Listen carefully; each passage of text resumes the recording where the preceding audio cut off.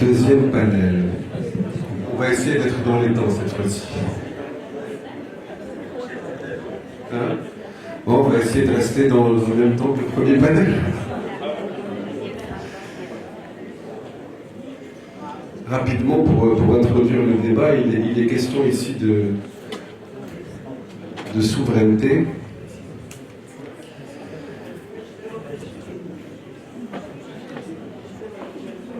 Et on va l'aborder à plein niveau. Souveraineté, c'est aussi comment notre pays peut mettre en place un écosystème sanitaire, se prémunir aussi par rapport à un certain nombre de questions, développer aussi une économie qui soit autonome. Et je vais commencer par vous, Monsieur le Ministre, si vous en êtes d'accord. Donc, la question que j'ai envie de vous poser, Monsieur le Ministre de l'Industrie et du Commerce, c'est que beaucoup d'observateurs, d'experts, beaucoup de commentateurs considèrent la question sanitaire dans notre pays à l'instar d'autres questions. C'est pour ça qu'on a la chance de vous avoir, l'aéronautique, l'automobile, toutes ces questions. Notre pays démontre un certain nombre de capacités de conceptualisation. Quelle est la vision du ministre, pour commencer le débat, pour l'introduire, du ministre de l'Industrie et du Commerce, si on devait considérer le Maroc acteur dans le domaine de la santé, producteur, concepteur, mais aussi d'un point de vue des compétences, des ressources humaines. C'est-à-dire, on va dire un secteur comme les autres, une industrie, peut-être pas comme les autres, mais une industrie quand même. Quelle est votre vision par rapport à ça? Merci pour cette question. Un secteur comme les autres, non. Ça ne peut pas être un secteur comme les autres. C'est un secteur qui touche à la vie, même du point de vue de la souveraineté. C'est un secteur qui touche à la vie humaine. C'est un secteur où on a vu, et vous avez parlé de la Covid tout à l'heure, que les gens s'arrachaient des vaccins, s'arrachaient des masques dans les aéroports, où c'est du chacun pour soi, quand on est en crise pour sauver les siens. C'est un secteur où on a vu, monsieur le directeur général de la CNSS expliquer, quand on a un médicament à 1 million de dirhams, où il y a 10-15% de chance de survie, quand c'est pour nous, on va essayer de se battre pour notre famille, pour l'avoir. Et quand c'est pour les autres, c'est un peu plus compliqué. Donc c'est un secteur qui est un secteur extrêmement sensible et extrêmement important. Et donc le Maroc, sur sa stratégie industrielle sur ce secteur, a été extrêmement protectionniste. Pour la partie médicaments, il était très très protectionniste. Ce qui fait que, par exemple, pour enregistrer un médicament, par exemple dans notre pays, il faut avoir un établissement pharmaceutique industriel. Ça veut dire qu'il faut avoir une ligne de production. Bien sûr, il y a des lignes de production de complaisance, on les connaît tous, mais grosso modo, on a 56 établissements pharmaceutiques industriels, 57 maintenant avec Marbio, et on produit à peu près 75% de nos boîtes, d'accord? Et c'est 50% du chiffre d'affaires des médicaments. Mais, quand je vais voir les comptes de Sylvobri, 80% des médicaments remboursés sont des médicaments importés. Et c'est là où on se retrouve dans une dichotomie complètement aberrante. Et c'est là où on va travailler sur la souveraineté. Et c'est là où on a commencé à travailler sur la souveraineté. C'est là où on a commencé à travailler sur les anticancéreux. C'est là où on a recommencé à travailler sur les dispositifs médicaux qui peuvent travailler sur le rein, etc. C'est là où on a commencé à travailler sur les génériques. C'est là où on a commencé à travailler sur les vaccins, etc. Et donc, on est en train d'élargir notre portefeuille de soins et de capacité à produire du médicament dans toutes ses formes, chimiques, biosimilaires, du dispositif médical sous toutes ses formes, en allant du test au lit, à la seringue, à la poche, etc., pour pouvoir répondre à nos besoins. Alors, est-ce que c'est soutenable ou pas? Et c'est là où la question revient, une industrie comme les autres. C'est dans ce sens-là que c'est là où ça revient. On est une industrie comme les autres. Alors sur un marché marocain, même avec la promesse du développement, de la multiplication des dépenses de santé et la couverture médicale généralisée, ça n'est pas soutenable. On est un pays à revenus moyens inférieurs, d'accord, avec une promesse de passer très vite à d'autres étapes, qui est grosso modo un pays de 37 millions, 36,8 millions de consommateurs, et qui ne suffit pas à installer une industrie. Et donc cette industrie qui aujourd'hui a 10% de son chiffre d'affaires qui est exporté, doit passer très rapidement à plus de 50, plus de 60, plus de 70% de son chiffre d'affaires qui est exporté pour être soutenable et compétitif. Merci Monsieur le Ministre, on y reviendra. Je vais m'adresser à Abdelmoun Mehli, pharmacien biologique, directeur de recherche et innovation des laboratoires pharmaceutiques Pharma 5. Les laboratoires pharmaceutiques, on en a parlé tout à l'heure, on a parlé évidemment du prix des médicaments, des molécules, du développement. La souveraineté, ça suppose de pouvoir aussi maîtriser sa propre science, sa propre recherche fondamentale, ses moyens. Les moyens humains, on va en parler, les compétences, ils existent. Et de ce point de vue-là, on sait que l'industrie pharmaceutique est extrêmement capitalistique aussi. On sait qu'un certain... Je pense les essais cliniques, par exemple, c'est quelque chose qui n'est pas très développé. Quelle est votre vision en guise d'introduction? Où se situe pour vous le Maroc sur la carte précisément de la souveraineté en termes de maîtrise pharmacologique? Alors, comme cela a été dit tout à l'heure, la pandémie de Covid-19 a été un véritable crash test pour l'ensemble des systèmes de santé à travers le monde. Et de la vie générale, le système marocain a montré une bonne résilience. Et grâce au leadership de Sa Majesté le Roi, que Dieu l'assiste, et dans ce contexte-là, l'industrie pharmaceutique nationale a rempli, à mon sens, une bonne partie de sa mission, puisque durant la pandémie de Covid, on a pu assurer la continuité de l'approvisionnement des médicaments, du protocole de prise en charge de la Covid, mais aussi de tous les médicaments pour les autres pathologies, notamment chroniques, et éviter les pertes de chance pour les patients. À côté de cela, et pour reprendre l'adage où la contrainte peut susciter des opportunités, on a demandé au laboratoire dans lequel je travaille, mais les autres laboratoires de la place ont fait de même, on nous a demandé de développer d'autres choses qu'on ne savait pas faire. Et par exemple, nous, on a fait des kits de prélèvement pour les tests sur le Covid. Donc, je veux dire par là que l'industrie pharmaceutique nationale a constitué un atout pour le Maroc. C'est vrai, Monsieur le Ministre nous taquine toujours en nous disant que cette souveraineté qu'on assure n'est que partielle, puisqu'on ne fabrique pas les matières premières actives, et c'est la réalité. Mais il est plus facile de se stocker en matières premières actives et en articles de conditionnement et pouvoir approvisionner le marché de façon plus ou moins régulière. Pour passer cette étape justement d'une meilleure intégration pour l'industrie pharmaceutique marocaine, à l'instar de ce qui a été réalisé pour l'automobile ou l'aviation ou d'autres secteurs, il y a des étapes à faire. Et je citerai un exemple. On continue au Maroc à importer du sucre pour fabriquer un certain nombre de médicaments. Pourquoi? Parce que le sucre produit au Maroc, soit il est trop riche en sulfite, soit la cristallisation n'est pas la bonne, etc. Donc avant de pouvoir aller sur les matières premières actives qui présentent un certain nombre de complexités, parce qu'un dossier est lié à sa matière première active, vous ne pouvez pas changer de sourcing, ça vous impose un certain nombre de contraintes. Par contre, pour les excipients, tout ce qui entoure la matière première active, là, on a une opportunité marocaine pour avancer dans cela et peut-être arriver au taux d'intégration plus intéressant que ce qui est réalisé actuellement.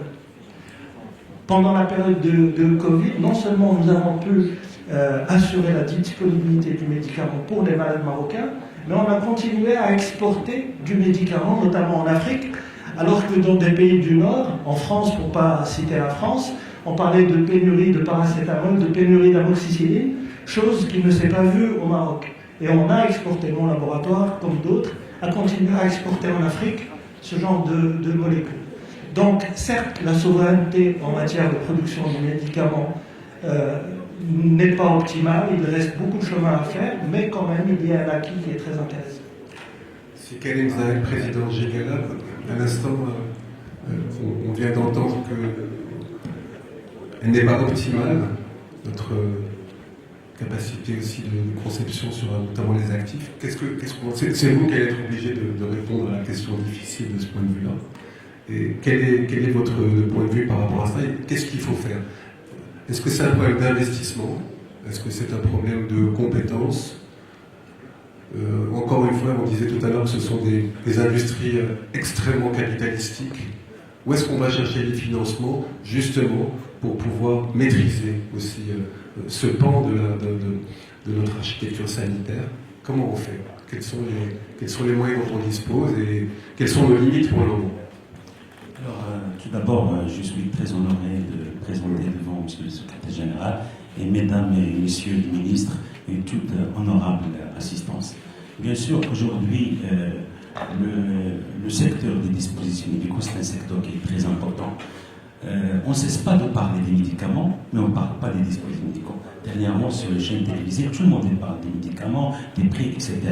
Même l'agence, il a fait des réunions avec les gens pharmaceutiques, il a oublié les gens de produits de santé. Ça veut dire qu'aujourd'hui, probablement, ce n'est pas une importance, une priorité des dispositifs médicaux. Or que, aujourd'hui, il y a plus de 80 000 articles de dispositifs médicaux. Est-ce qu'un médecin peut faire une chirurgie sans un dispositif médical, sans bistouri, sans scanner, sans analyse, sans test, sans etc. Impossible. Donc je crois que c'est le moment aujourd'hui de donner aussi l'importance aux dispositifs médicaux. Alors concernant bien sûr l'industrie des dispositifs médicaux, alors l'État marocain aujourd'hui, il est dans un état catastrophique. Vous savez, il y a peu de sociétés qui fabriquent, et même dans les états primaires de fabrication. Exemple, par exemple, il y a surtout ce qu'on appelle le TUC stérile, c'est les pavettes. Il y a ce qu'on appelle tout ce qui est, par exemple, les tiges de prélèvement, ils ont été fabriqués par pharmaciens. Il y a les tests, etc. Donc, mais ça, c'est pas suffisant parce que le taux d'intégration est toujours faible. Donc, si on va poser la question pourquoi, bien sûr, cette situation actuelle, c'est un résultat d'un passé. Mais quel est le facteur bloquant qui laisse le Maroc aujourd'hui très faible en matière de disposition, or que des pays à côté comme la Tunisie et l'Égypte sont très forts en matière de fabrication de dispositifs médicaux? Moi, vous avez parlé de l'investissement. Je ne crois pas que l'investissement existe chez les banques. Il faut juste préparer un projet viable et réalisable. Deuxième chose, les compétences sont là. Les Marocains, ils ont pu fabriquer des vaccins et des médicaments. Pourquoi pas les dispositifs médicaux? Je crois que le problème est plutôt administratif. Il y a beaucoup de sociétés, d'investisseurs, qui ont fait des usines avec des salles blanches, mais ils ont vraiment souffert beaucoup avec les autorisations.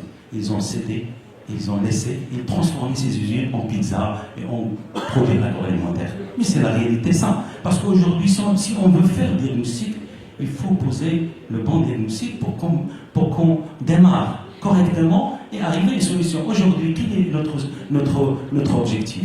C'est la refonte du système. Sa Majesté Mainstor, il a parlé de refonte du système. Il n'a pas parlé de l'amélioration du système. La refonte du système, si on ne met pas aujourd'hui le patient au centre de ce système, on ne va pas réussir. Et quel modèle de prise en charge de patient qu'on veut aujourd'hui? Et à partir de ce modèle, on va chercher quelles ressources humaines qu'on veut, quelle structure de soins qu'on veut, quelle couverture sociale qu'on veut, quelle industrie, quels sont les dispositifs médicaux qu'on veut investir pour l'industrie. Et troisième chose, bien sûr, quelle formation et quel investissement qu'on veut. C'est pourquoi aujourd'hui, il faut qu'on fait un benchmark national pour savoir le problème réellement. Je crois que, par exemple, il y a beaucoup de sociétés aujourd'hui, on attend des autorisations. S'ils auront des autorisations, ils vont faire travailler beaucoup de gens. Aujourd'hui, la priorité du gouvernement actuel, c'est l'emploi. Mais pourquoi un petit document il va débloquer beaucoup de choses? Donc, aujourd'hui, pour qu'on puisse améliorer et accélérer la fabrication, il faut trois choses. Première chose, c'est la technologie. Je crois que la technologie n'est pas difficile. On peut même acheter des technologies. Si on n'a pas la recherche scientifique aujourd'hui qui est performante pour arriver à des produits viables, on peut l'acheter, pas comme les autres pays. Deuxième chose, c'est le côté réglementaire qui est très important. Le côté réglementaire. Aujourd'hui, bienvenue à l'agence, mais on veut une agence qui facilite, qui accompagne et qui débloque. Ce n'est pas de bloquer, qui débloque. Parce qu'aujourd'hui, si on va chercher d'autres agences à des pays similaires au Maroc, on va trouver que l'autorisation, elle est, surtout pour les dispositifs médicaux, elle est entre 2 semaines et 1 mois. Au Maroc, je crois qu'il dépasse parfois 1 année. Alors 1 année, il y a une nouvelle version du produit. Qu'est-ce qu'on va faire avec l'autre produit? Donc c'est pourquoi, et troisième chose, bien sûr, c'est les partenariats publics-privés permanents. Partenariats publics-privés permanents. Si on veut laisser ou donner l'occasion à cette société, ces entreprises d'être viables, il faut donner le marché. On ne peut pas comparer un fabricant comme un distributeur, un importateur. Un fabricant, il a fait une usine avec des saponges, avec des normes, avec des qualités, avec des ISO, avec des personnels. Il va rentrer en compétition avec un importateur qui a un bureau de distribution. C'est pas normal. C'est pourquoi on demande la réelle préférence nationale. La préférence nationale n'est pas aujourd'hui, il n'existe pas la préférence pour les produits médicaux. On veut qu'aujourd'hui, la préférence nationale soit un acte réalisable pour encourager au moins 15 ou 20% du marché national pour bien sûr encourager ces entreprises. Et là, vous placez la question de la souveraineté sur la question de la préférence nationale. L'investisseur marocain qui prend des risques par rapport à des importateurs qui prennent moins de risques. C'est un point de vue intéressant. Si Chakib Moudjari, professeur de santé publique, vice-président de l'université Euromed de Fès, avec vous, j'ai envie d'aborder la question des ressources humaines, de la compétence, de la formation. Tout à l'heure, Sineza Malaka disait que nous manque 30 000 médecins. Et on sait que 20 000 Marocains de la diaspora pourraient avoir envie de rentrer au Maroc si on les y encourageait. Ce serait un rêve qui comblerait déjà pratiquement les 2 tiers de ce qui nous manque. D'un point de vue de la souveraineté, où est-ce que j'imagine que vous placez la question de la formation au centre, c'est le cœur même de la souveraineté, la question de l'éducation. Quelle est votre vision pour aujourd'hui et quelles seraient vos recommandations justement pour demain sur cette question-là? Merci beaucoup. Je vous en prie. D'abord, je voudrais dire aussi combien je suis honoré de participer à cette rencontre. Merci beaucoup en présence de Monsieur le Ministre, et de leur personnalité. La question de la formation, bien sûr, est une question extrêmement importante. Et bien avant cela, la question de la ressource humaine au domaine de la santé. Je pense qu'il est clair qu'on ne peut pas réussir la réforme du système de santé, on ne peut pas réussir notre système sans les ressources humaines, qui sont la clé de la réussite et aussi malheureusement la clé de l'échec si on se retrouve sur cette question-là qui est d'une importance majeure. Je voulais vraiment inciter sur ce point parce que construire des hôpitaux c'est bien, construire un système de santé c'est très bien, construire une organisation, mais si les acteurs... Comme disait quelqu'un, on a des hôpitaux dernier crime, on a besoin d'avoir des médecins dernier crime. Absolument, absolument. Donc c'est une question cruciale et c'est une question en fait qui touche tout ce qu'on vient de dire pendant le premier panel et ce deuxième panel. La question, bien sûr, est la question de la quantité. Comme vous le savez, nous avons un gap important, ça a été dit par M. le ministre tout à l'heure, sur le nombre de médecins, sur le nombre de personnes en sciences de la santé de manière générale, aussi les infirmiers, les techniciens, etc. On a un gap absolument important qu'on doit rattraper rapidement, d'ici 2040, 2050. C'est vrai qu'aujourd'hui, il y a des efforts extraordinaires qui sont faits. Nous avons vu qu'il y a des facultés de médecine qui sont créées quasiment dans toutes les régions, il y a des fondations qui font un travail remarquable, et nous sommes, je pense, sur le bon chemin. Mais cette question mérite vraiment toute attention. Alors, la question de la formation n'est pas uniquement la quantité ou le nombre de médecins, c'est aussi la qualité de ces médecins. Tout à l'heure, nous avons parlé de la prévention. Il faut réellement développer une culture de la prévention chez le médecin à la base. Il ne faut pas former simplement des médecins qui vont prescrire, des médecins aussi qui vont prévenir. Et cette question de prévention, elle est extrêmement importante. Aujourd'hui, nous avons une assurance maladie, y compris pour les personnes démunies.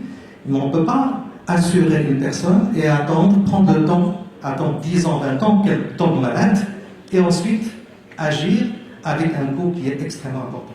Moi, je pense que, étant donné que c'est une population maintenant qui est tracée, qu'on connaît, on a même un registre social, on connaît toutes les personnes qui ont une assurance maladie, toute la population. ben, il faut agir précocement pour éviter justement de tomber dans des problématiques qui sont majeures.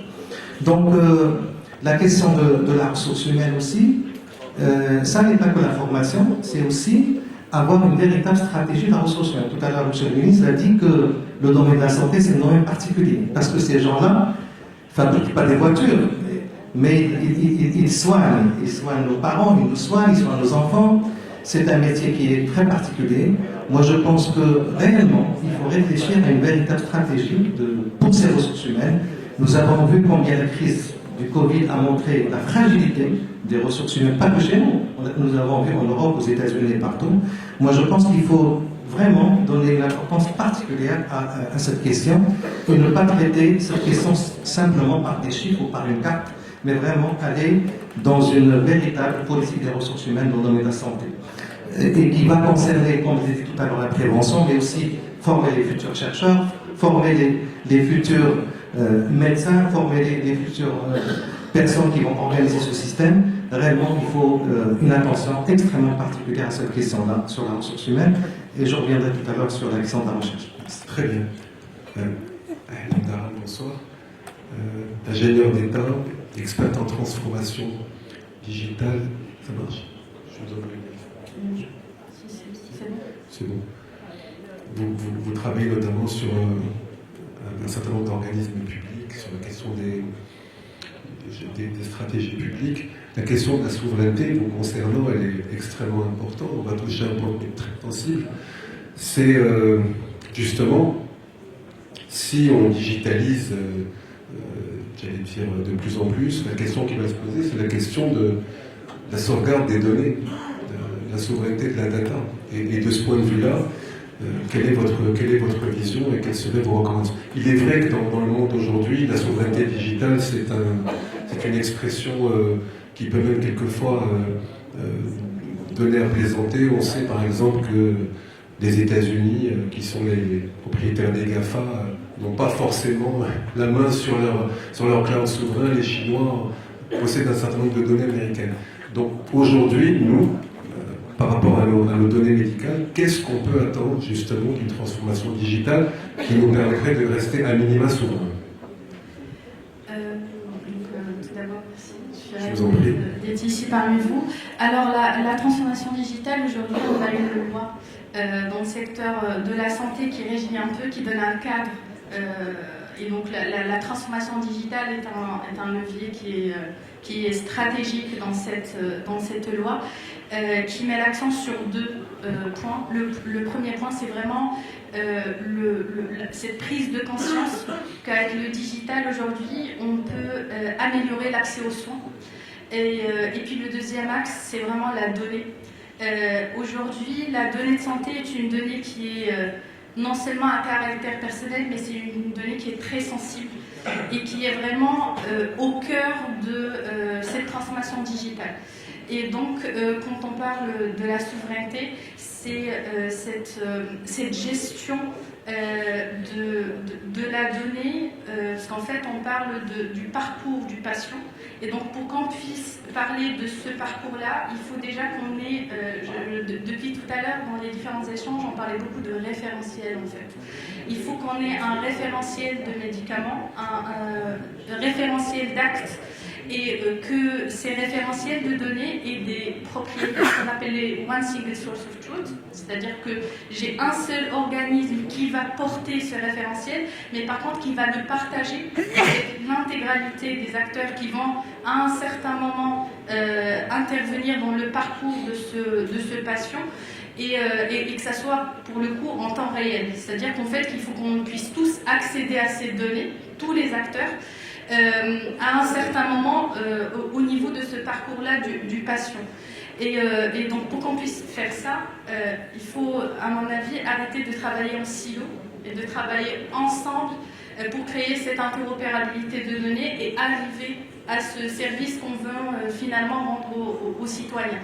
Et pour cela, il y a cette notion de gouvernance numérique, c'est-à-dire qu'il faut qu'on se mette tous autour de la table, tous les acteurs qui vont intervenir dans ce parcours-là et revoir ce processus. Et en fait, on parle beaucoup de digitalisation, mais en vrai, il y a une grande différence entre la digitalisation et la transformation digitale. Et tous les pays aujourd'hui qui ont compris cette distinction ont réussi à rendre le bon service aux citoyens et aux patients particulièrement. Excusez-moi de vous demander, quelle est la différence? Je vais m'attarder, si vous me permettez, de bien faire la distinction, parce que c'est très très important et ça impacte des décisions qu'on est en fait en train de prendre aujourd'hui. Je donne souvent, pour avoir un peu travaillé dans la e-gov, l'exemple de l'obtention du passeport. Donc aujourd'hui, pour avoir un passeport, en fait, on passe par un ensemble d'étapes. Et quand on parle de digitalisation, c'est qu'on va venir intégrer des solutions informatiques tout au long de ce parcours-là. Donc, par exemple, j'ai besoin de l'original de l'acte de naissance, donc on a oracle.ma pour légaliser, par exemple. Et donc, à chaque étape du processus existant, on est venu intégrer des solutions informatiques.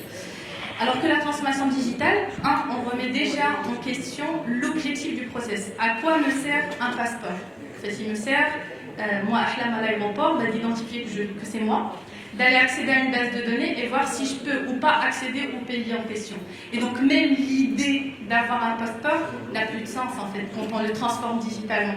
Donc on a des pays qui ont compris ça et donc ils ont dit en fait si on veut transformer digitalement ce processus, on a besoin d'une caméra, d'une base de données et des portiques qui s'ouvrent. Ça c'est une transformation digitale.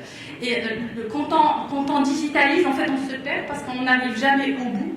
Et donc à chaque fois on arrive avec certaines solutions qui marchent ponctuellement. Et ça va m'amener, donc là, quand on parle surtout du secteur public, c'est qu'en fait, ces outils-là, on va faire appel à plusieurs prestataires qui vont utiliser des architectures différentes, même techniquement. Et donc, l'interopérabilité entre ces différents systèmes devient très compliquée. Donc, on n'arrive pas à aboutir à avoir notre résultat final. Et donc, si je reviens au système de santé, aujourd'hui, je pense que c'est très important qu'il y ait cette gouvernance numérique, qu'on se met tous autour de la table, tous les acteurs qui vont intervenir dans ce processus, et qu'on remette tous en question le processus, et qu'on le transforme digitalement. Et je pense qu'à un certain moment, on va arriver avec un processus de bout en bout qui va être transformé digitalement, avec derrière une donnée, donc un gisement de données qui va être interopérable by design.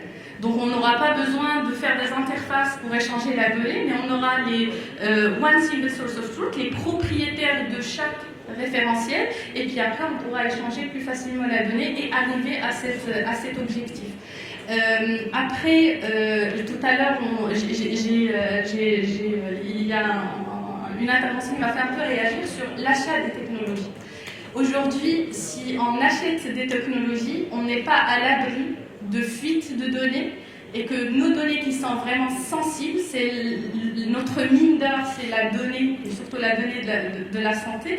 Et donc il faut qu'on fasse très attention à bien sécuriser les outils qu'on va développer. Donc la grande tendance aujourd'hui, c'est l'IA. C'est très vendeur, mais l'IA a besoin de données. Aujourd'hui, on n'a pas encore une donnée assez mature pour qu'on puisse l'utiliser de manière souveraine. Permettez-moi de vous interrompre.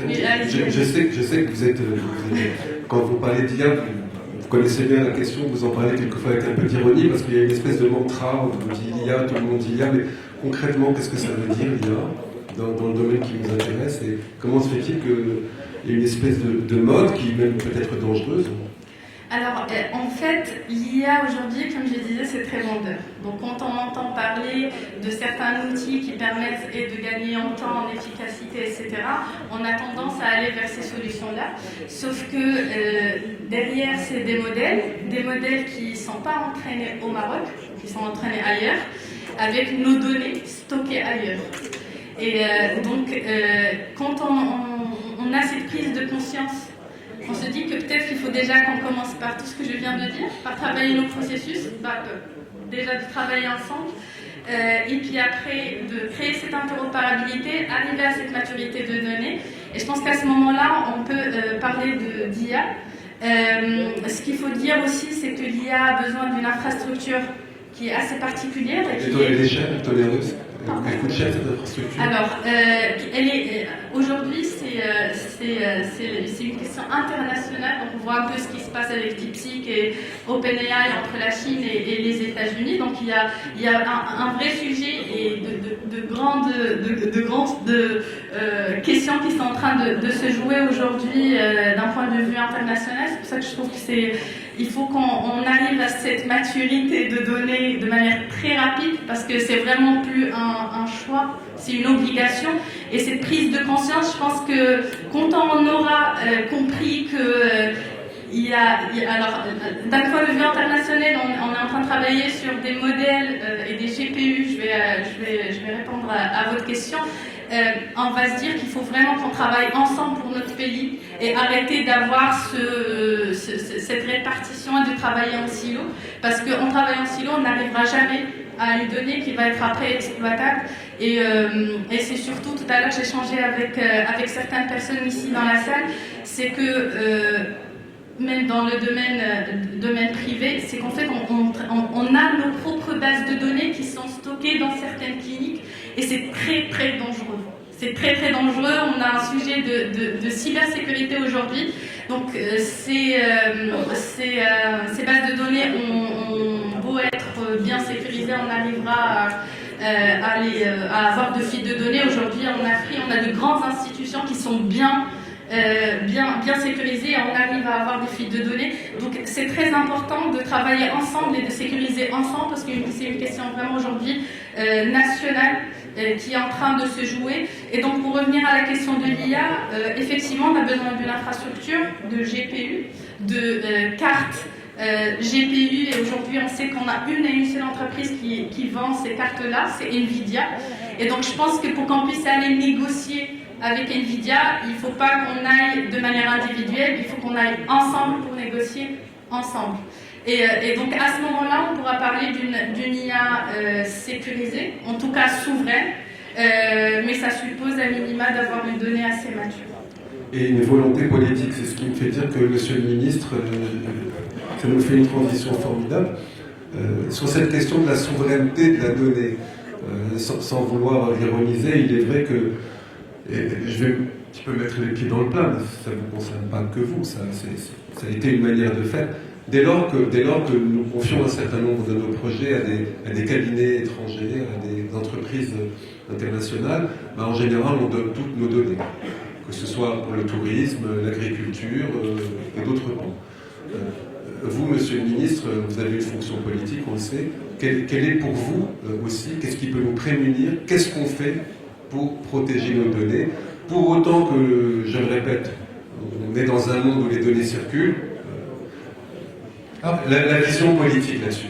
La vision politique, d'abord, je voudrais vous rassurer tout de suite, on a un système de protection de données assez mature, on a une organisation de cybersécurité et une direction générale des systèmes d'information, de la sécurité des systèmes d'information qui est gérée par les militaires, qui est exceptionnellement bien outillée, qui suit nos attaques, qui suit bien les choses. On a un aspect réglementaire sur nos données sensibles, nos données non sensibles, qui est assez bien structuré, avec une très forte surveillance de ce qu'on fait de nos données. Et je voudrais vous rassurer qu'on est largement à l'abri pour nos données sensibles, et notamment pour les données concernant la santé de nos concitoyens, de ce qui peut être décrit aujourd'hui. Ça ne veut pas dire qu'on sera à l'abri demain. Il y a tout un travail, une stratégie qui est mise en place pour faire en sorte de suivre les enjeux, par exemple les enjeux qui sont liés, comme a dit Madame tout à l'heure, au cloud, et des enjeux qui sont liés au passage aux technologies quantiques, où il n'y a plus de cybersécurité avec les systèmes actuels qui est possible. Donc tout ça est suivi de manière assez précise. Mais je voudrais réagir à deux ou trois choses qui ont été dites tout à l'heure. La première des choses, c'est vrai, si on n'a pas eu le développement qu'on attendait d'avoir dans l'industrie pharmaceutique et dans l'industrie des dispositifs médicaux, la partie régulation y est pour beaucoup. Mais il ne faut pas jeter le bébé avec l'eau du bain. Encore une fois, c'est sensible. C'est sensible, et c'est plus facile pour quelqu'un qui est derrière un bureau, qui est responsable de la santé des Marocains, quand on lui amène un produit, de dire non. Vous réagissez à la remarque de dire un produit, de dire non, dans le doute, ça va toucher quand même la santé de mes concitoyens, et de dire je vais prendre mon temps pour regarder ce qui se passe, et ce que tu m'amènes, je ne lui fais pas forcément confiance, et puis il y a beaucoup de choses, et je n'ai pas les moyens de traiter, donc je dois traiter dans les détails pour faire ceci, parce que ça concerne, c'est une industrie particulière. Et donc ça ne veut pas dire qu'on est resté les bras croisés. Et comme cette partie était entre les mains du système qui était censé soigner, c'est pour ça que la réforme est importante. L'agence du médicament l'a sortir de ce système. Ce qu'expliquait Cyril tout à l'heure. Mettre tous les acteurs autour de la table, mettre le ministère de l'Industrie qui doit donner son avis au niveau du board de l'agence du médicament, mettre les opérateurs, etc. C'est important pour pouvoir regarder les problèmes en face. Et pas seulement les problèmes qui concernent la personne à soigner, la disponibilité du médicament et la qualité, etc. Mais aussi la rapidité, les barrières qu'on a à accéder à l'innovation. Aujourd'hui, s'il faut 1 an pour un dispositif médical, il faut 2 ans et 3 camions de papier pour le médical.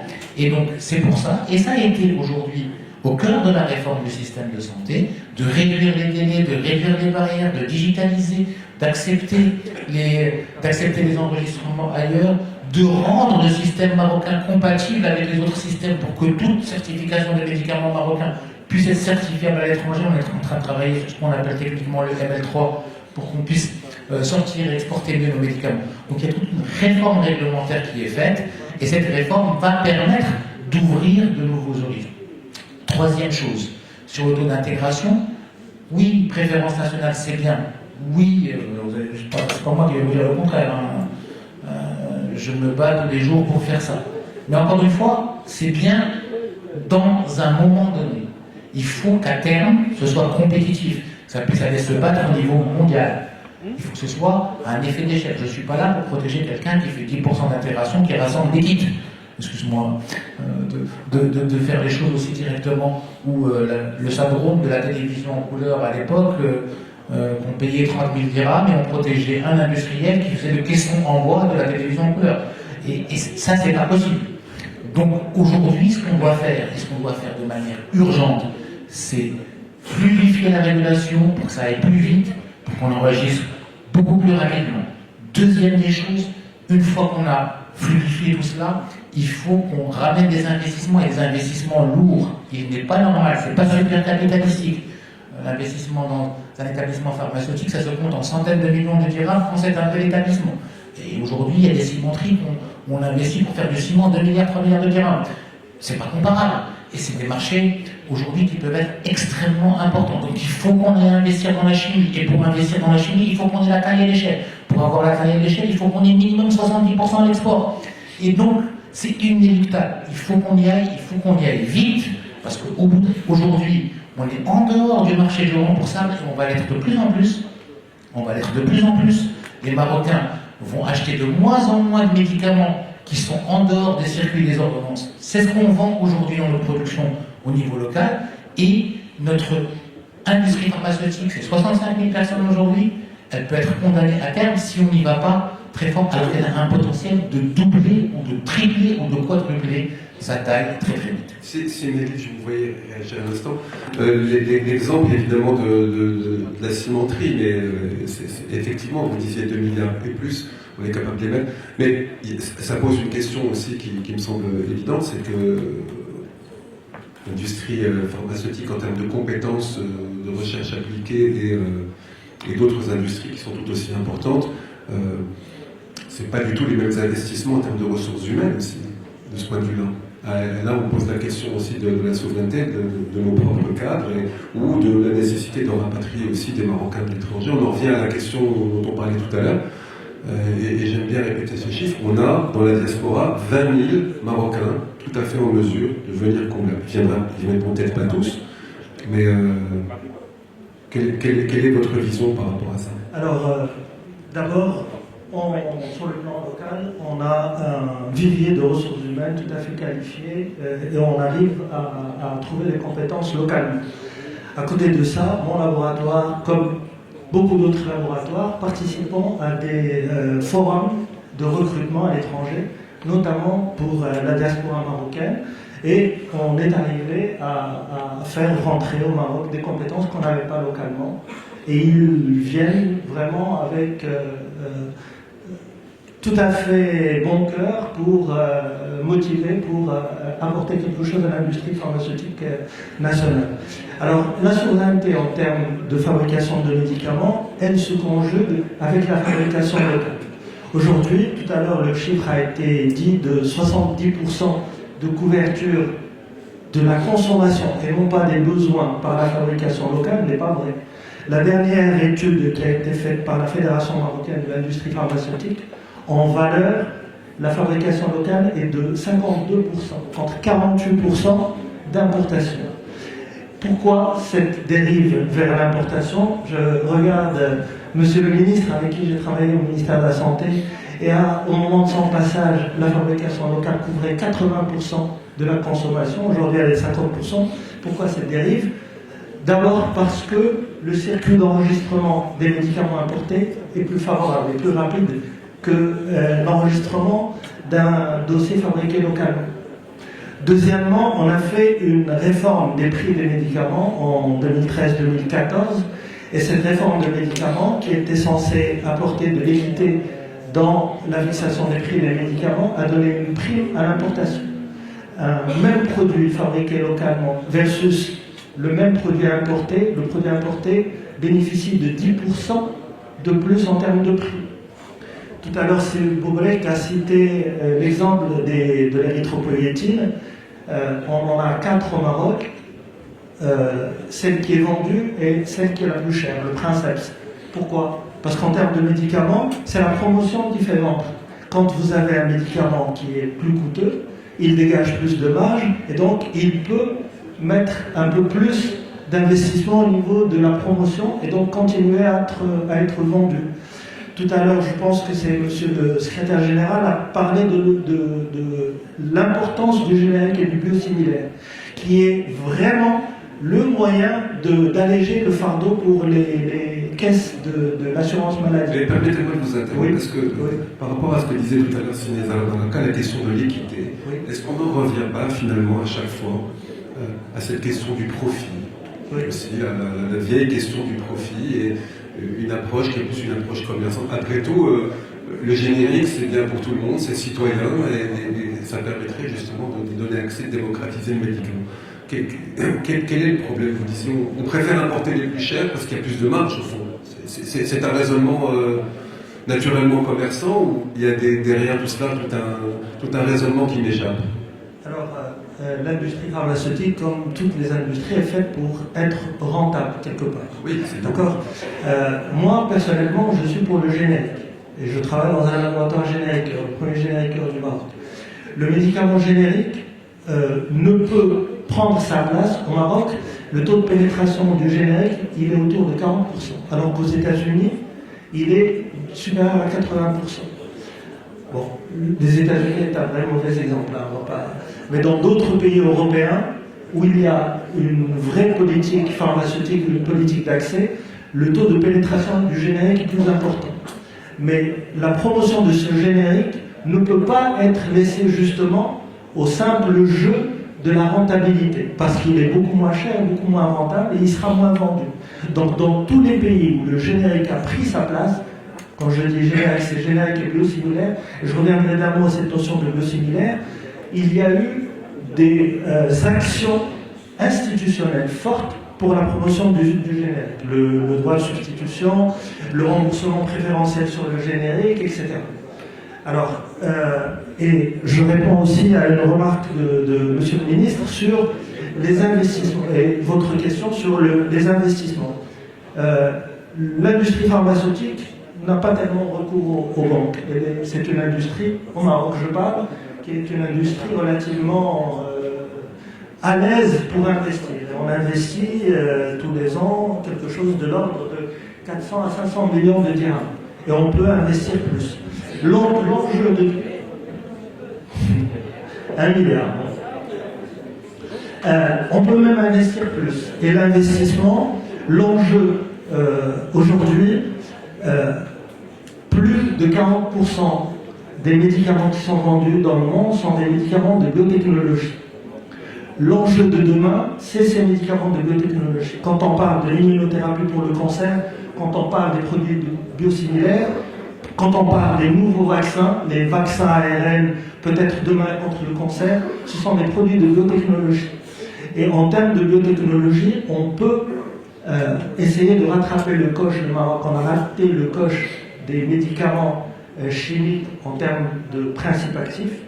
Mais pour les médicaments de biotechnologie, on a la capacité, et avec l'investissement qui est fait au niveau de Besliman, on a la possibilité vraiment d'aller vers des quick wins et de rattraper, comme j'ai dit, le coche sur ce genre de médicaments qui sont aujourd'hui les plus coûteux, qui sont l'enjeu de la thérapeutique de demain et qui nous permettraient d'avoir justement, parce qu'avec ces médicaments de biotechnologie, l'histoire de l'économie d'échelle est moins critique que pour les produits chimiques, parce qu'aller concurrencer un producteur chinois qui a déjà une population d'1 milliard et quelques et qui produit pour l'ensemble de la planète, on ne sera pas compétitif sur les produits chimiques classiques. Par contre, sur les produits issus des biotechnologies, on a une vraie carte à jouer.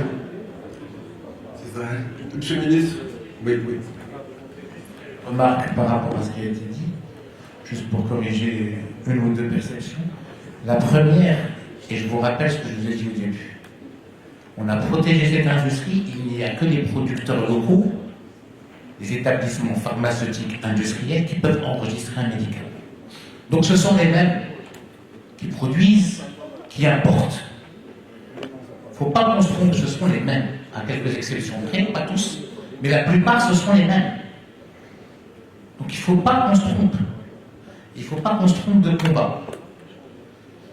Deuxième chose que je voudrais quand même corriger pour qu'on puisse pas avoir la perception, on avait 80% effectivement, mais des boîtes aussi. On n'avait pas 80% du chiffre d'affaires. On a toujours 75% des boîtes, mais on a perdu en chiffre d'affaires. On avait 67% du chiffre d'affaires, on est descendu à environ 50, ce que vous avez dit. Voilà.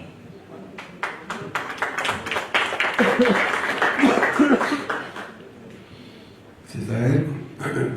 Tout à l'heure, on ne va pas créer de polémique, mais Hamda disait qu'il y avait apporter des techniques, c'était une, comment dirais-je, peut-être un raccourci ou une manière de faire qui est intéressante, mais on pourrait faire autrement. Vous disiez tout à l'heure la préférence nationale, on est sur un débat sur la souveraineté, c'est le cœur du débat. Dans votre activité aussi, j'en reviens aussi à la question des compétences, j'en reviens aussi à la question des qualifications et comment est-ce qu'on peut se projeter à 2030 ? Alors, en tant qu'acteur industriel dans le domaine, et plus spécifiquement, c'est les dispositifs médicaux in vitro diagnostiques. Moi, je suis un fabricant des tests. Tout le monde se rappelle de test Covid salivaire, qui a créé quand même qui a été comme une solution pour les gens. Et vraiment, c'était vraiment une innovation au Maroc et en Afrique.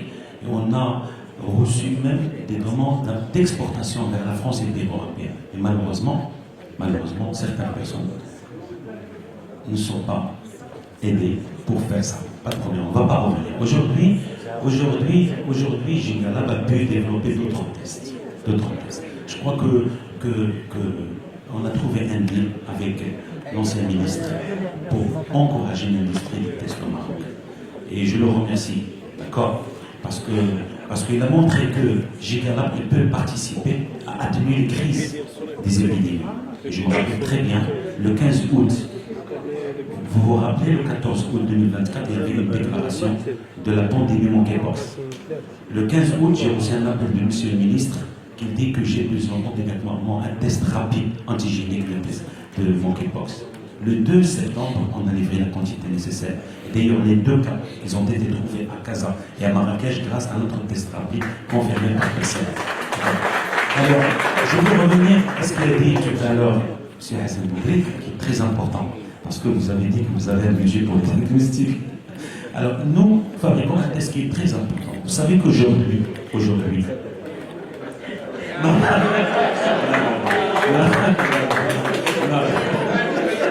Vous savez qu'aujourd'hui, aujourd'hui... Là, vous êtes en train de parler de la souveraineté de votre entreprise. C'est ça. On parle du Maroc. C'est un exemple parce que j'ai une seule société qui fabrique. Rapide. Alors, vous savez qu'aujourd'hui, le Maroc il est mal classé dans le développement parce qu'il y a un paramètre très important. C'est le décès des enfants, inférieur à 3 ans. La cause principale de décès au Maroc des enfants, c'est les angines. Dernièrement, il y avait une étude sur la cause principale des angines, c'était le streptocoque A dans la gorge. J'y vais là aujourd'hui, il fabrique le test streptocoque, mais c'est la réalité. Streptocoque A. Alors, moi, pour arriver à quoi? Pour arriver que la fabrication locale, le streptocoque A aujourd'hui, il coûte 50 dirhams. Prix de vente au médecin. Avec la fabrication locale, on peut le faire à 20 dirhams. Et le généraliser. Et gagner des points sur le plan de développement. Ça veut dire qu'il a même un impact politique. Et ça, c'est très important. Vous savez que l'impact de la fabrication locale, il peut jouer un rôle très important au niveau des crises, au niveau politique et au niveau aussi de l'expansion de la souveraineté nationale et de la couverture sociale. Et ça, c'est très important. Donc la souveraineté nationale aujourd'hui, c'est pourquoi je dis ça. Il faut encourager les sociétés. Il faut encourager les sociétés, il faut les accompagner, il faut gagner en matière de temps pour avoir les autorisations nécessaires et aussi le marché très important. Dernièrement, par exemple, moi le Covid, je l'ai rendu au ministère de la Santé. Mais malheureusement, lorsqu'ils font le CPS au niveau des appels d'offres, on trouve des CPS, des produits importés. Et ça, c'est malheureux. Ça, c'est malheureux. Voilà. Bravo, merci. Une question, et après on va finir la discussion avec Sylvain. Finalement, comment est-ce qu'on peut devenir souverain d'un point de vue numérique? Mais concrètement, étape par étape, stratégie. Alors, en 4 minutes. Alors, je pense qu'aujourd'hui, en fait, on parle beaucoup de partenariat, et je pense que pour arriver à ce niveau de souveraineté digitale dans l'écosystème de la santé en particulier, mais ça peut s'appliquer dans d'autres secteurs, c'est de créer cet écosystème qui va nous permettre d'arriver à cette souveraineté. Aujourd'hui, on est en train de faire ce travail-là avec le CID, qui a créé un pôle technologique qui est constitué à la fois de centres de recherche à l'école Hassania, où on aborde ces notions de nanotechnologie, de biotechnologie, et c'est des centres qui sont vraiment connectés à l'international, parce que pour arriver déjà à minima à cette souveraineté, on a besoin de connaître l'état d'art en recherche. Donc on ne peut pas arriver à une souveraineté technologique si on ne fait pas de la recherche, si on ne fait pas de la recherche appliquée. Donc l'idée est de créer cet écosystème, donc de commencer et surtout de faciliter, d'encourager cette recherche applicative dans des centres de recherche, notamment des centres de recherche d'intelligence artificielle, comme ce on est en train de mettre en place à l'école Hassania. Et puis de créer des venture studios, c'est-à-dire que une fois qu'on arrive via cette recherche appliquée qui suit l'état d'art, donc on est en partenariat avec d'autres centres, notamment Sherbrooke University, le MIT, etc., pour qu'on puisse avoir cette information de où est-ce qu'on en est aujourd'hui au niveau international. Et donc qu'on ait des chercheurs qui travaillent sur ces technologies-là et puis derrière produisent une start-up qui va permettre de commercialiser ces produits-là qui vont pour le coup être souverains et qui respectent les dernières normes d'un point de vue international.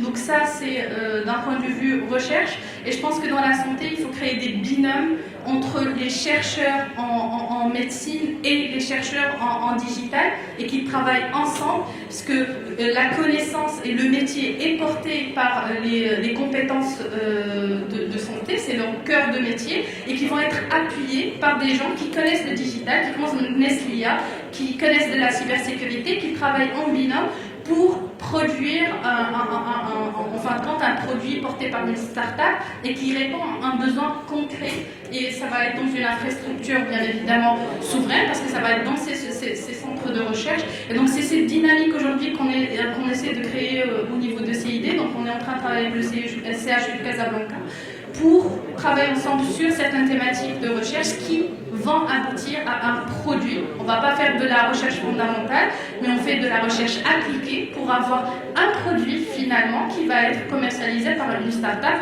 pourquoi pas aussi à l'international, qui fait vraiment une richesse pour le pays.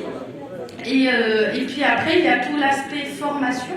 Donc l'idée, donc on est en train de travailler encore une fois avec le CHU de Casablanca pour proposer un master en santé numérique et donc de sensibiliser, d'acculturer, parce que finalement ces technologies vont être utilisées par les spécialistes en santé, donc c'est eux qui vont consommer finalement ces technologies-là, donc de proposer des formations qui vont accompagner, faciliter l'adoption de ces technologies-là.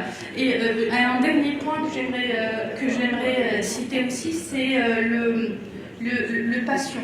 Aujourd'hui, on veut proposer des services, donc ces produits-là, mais ça suppose, encore une fois, une infrastructure, une connectivité, parce que pour que le citoyen ou le patient puisse avoir accès à de la téléconsultation, la téléassistance, etc., il faut qu'à minima qu'il puisse avoir une connectivité qui va lui permettre d'accéder à ces services-là. Et puis après, des points de relais, parce que on n'est pas tous au même niveau de maturité digitale pour utiliser des applications et prendre des rendez-vous en ligne. Donc l'idée, c'est de redéployer certaines ressources. Et je suis convaincue qu'il y a tout un débat sur ce que l'IA remplace l'humain. Moi, je pense qu'elle va l'accompagner, mais c'est surtout qu'elle va faire surgir de nouveaux métiers. Donc, notamment, on peut penser à des points de relais où on va redéployer certaines compétences avec des formations qui peuvent être de très courte durée pour qu'ils puissent accompagner le citoyen dans cette adoption de ces services-là. Et donc on aura une chaîne de bout en bout depuis l'axe recherche jusqu'à la production de ces services souverains, de ces produits-là, qui vont créer aussi une richesse jusqu'au patient qui va les consommer, et on va l'accompagner à cette acculturation. Voilà. Merci. Si chacun pour aller dans le sens de ce que disait à l'instant Hélène Arabe, des passerelles entre des chercheurs, entre la recherche digitale, la recherche fondamentale et la recherche appliquée. Vous êtes vice-présidente d'une très belle université. Comment est-ce que vous voyez la possibilité de créer ces passerelles? Oui, tout à fait, certainement. Moi, je pense qu'il est très important qu'il y ait de collaboration entre les professionnels de la santé, les chercheurs dans le domaine de la santé et les autres chercheurs du domaine général, les ingénieurs notamment. Et pas que les ingénieurs, aussi pour les aspects, par exemple, de prise en charge, même les chercheurs aux sciences humaines, les sociales, etc. Moi, je pense qu'il est très important, effectivement, de créer cette synergie. Et vous savez, les grandes découvertes de la médecine, l'IRM, le scanner et les autres découvertes, n'ont été faites que grâce à ces interactions. Parce qu'il y a un médecin qui a travaillé avec un physicien, qui a travaillé avec un ingénieur. Et c'est grâce à ces interactions qu'on peut, justement, produire des choses qui ont de la valeur ajoutée. Et c'est vrai que dans notre quotidien, malheureusement, on est souvent chacun cloisonné dans son côté. Y compris, par exemple, les sciences de la santé, les médecins de travail, à part les infirmiers, à part les pharmaciens, etc. Moi, je pense qu'il est très, très important de faire en sorte que tout ce monde-là travaille ensemble. C'est vraiment quelque chose de fondamental. Ce que vous vient d'écouter, madame, par exemple, CHU Casablanca, c'est un excellent exemple. Et moi, je pense que dans nos universités, il faut créer des mécanismes pour que les chercheurs travaillent ensemble au sein des universités, mais aussi sur le plan national. Ça, c'est quelque chose, effectivement, de très important. Je voulais aussi aborder un point sur les priorités de la recherche. Moi, je pense que ça a été dit tout à l'heure par M. le ministre. C'est vrai que, par exemple, pour du point zéro jusqu'à la commercialisation d'un médicament, c'est un processus qui est très long, qui est extrêmement coûteux et qui demande beaucoup de moyens. Mais il n'empêche que, dans cette chaîne de valeur, moi, je pense qu'il faut prioriser et dire, voilà, au Maroc, on va développer, on va être très fort dans cette étape, la phase préclinique, la phase 1, je ne sais pas, il faut prioriser la recherche. Tout à l'heure, dans les interventions, nous avons parlé de l'économie de la santé. Il y a M. le directeur général de la CNSS, M. le ministre. Moi, je pense qu'il est très important de développer de la recherche appliquée dans le domaine de l'économie de la santé, simplement. Aujourd'hui, par exemple, j'ai un cancer du sein, j'ai un médicament qui permet d'allonger la survie de 6 mois qui coûte tant. Est-ce que ça vaut la peine ou pas d'acheter ou de rembourser ce médicament? Moi, je pense qu'il y a toute une recherche à développer, d'ailleurs, grâce aux data, notamment de la CNSS et d'autres, les hôpitaux, etc., et voir, faire des recherches en fait, en économie de la santé, qui sont des recherches très, très importantes pour la durabilité. Et moi, je pense que la Haute Autorité de Santé aujourd'hui qui existe doit bien sûr, certainement, va se pencher sur ce sujet. Aujourd'hui, même pour le choix pour rembourser un médicament ou pas, souvent on fait des littératures de recherche étrangère. Et donc il est très important de développer ça aussi comme, si je peux appeler ça de la recherche, mais en tout cas c'est de la recherche extrêmement appliquée, très important pour nous. Et puis aussi je dirais qu'au Maroc il ne faut pas considérer la recherche comme juste un luxe. Moi je pense qu'il est les pays les plus forts, et aujourd'hui on voit les enjeux au niveau international, ben, ce sont les plus forts en fait qui gagnent toujours. Moi je pense que pour être fort il faut avoir de la recherche. Et on ne peut pas économiser la recherche. Vraiment, il ne faut pas reléguer la recherche à quelque chose de secondaire. Moi je pense qu'il faut qu'il y ait une prise de conscience importante et de développer absolument notre recherche, qui est aussi un déterminant de notre souveraineté. C'est un déterminant important de manière générale et en particulier dans le domaine de la santé. On va finir, j'ai envie de faire quelque chose qui n'est pas très équitable. Monsieur le ministre, est-ce qu'en 2 minutes, vous pouvez nous donner non seulement envie de croire en la possibilité de souveraineté, mais 2 ou 3 mots qui pourraient nous être des pistes pour y arriver?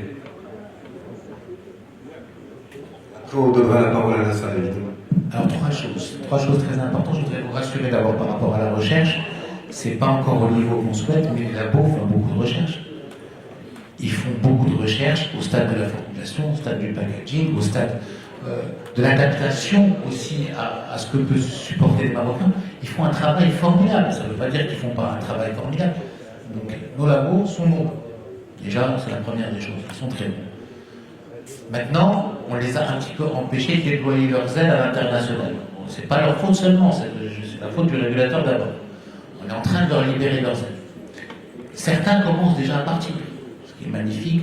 Il y en a qui investissent en Arabie Saoudite, il y en a qui investissent au Ghana, il y en a qui investissent et qui créent de vrais labos à l'étranger qui sont en train de s'internationaliser, et ça c'est magnifique. D'autres sont en train de récupérer, transformer les technologies. Les génériqueurs récupèrent la technologie, l'adaptent, la transforment et nous offrent des produits dont ils maîtrisent complètement la chaîne de valeur scientifique. Et à l'époque, ils le faisaient en association avec des boîtes indiennes qui étaient très largement supérieures à nous là-dessus, mais aujourd'hui, on est complètement autonome dans la récupération des technologies. Troisième aspect qui est encore plus intéressant, on voit le développement de nouvelles technologies extrêmement intéressantes, y compris de remplacement de principes actifs. Et quand je parlais de principes actifs, je ne parlais pas que de la chimie, je parlais aussi des biosimilaires. Et on commence à rentrer dedans et à maîtriser une partie de cet aspect-là dans pas mal de médicaments. Quatrième chose, pour répondre à mon ami Karim Zahed, les dispositifs médicaux sont en train de prendre de l'ampleur dans notre pays de manière intéressante. On commence même à exporter des cabines de télémédecine dans le monde. Et donc on commence à devenir un acteur extrêmement intéressant. Alors, tout cela, on rentre dans une transformation, on est en train de réformer le cadre réglementaire, on a besoin de faire les économies qu'il faut, parce que les médicaments, c'est quand même un tiers des frais et des dépenses de santé.